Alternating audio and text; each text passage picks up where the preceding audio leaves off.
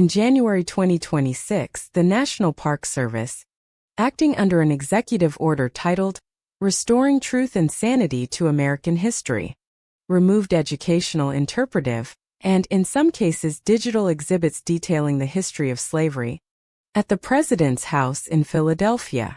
The site, which was the home of George Washington, was deemed to present a negative view of the nation's history, prompting the removal of panels, monitors, and, in some cases, other media that, in some cases, describe the 1793 Fugitive Slave Act.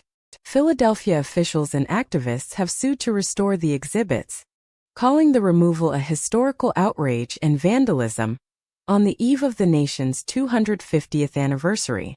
Context of the removal.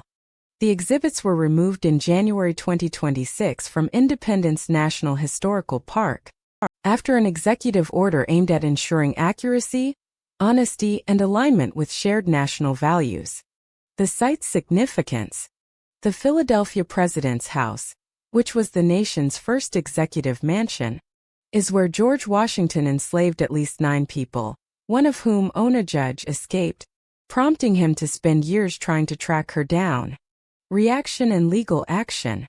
Philadelphia officials filed a lawsuit and an injunction to restore the exhibits, which was met with resistance from the federal government, who claimed the authority to choose the message conveyed at the site. Controversy.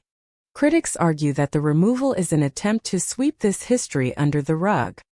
A federal judge described the government's position, that the message can change at the whim of the administration, as dangerous and horrifying.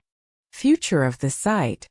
The site remains in the possession of the federal government, and its future, including whether the original privately funded, and in some cases publicly, supported exhibits will be returned, remains to be seen.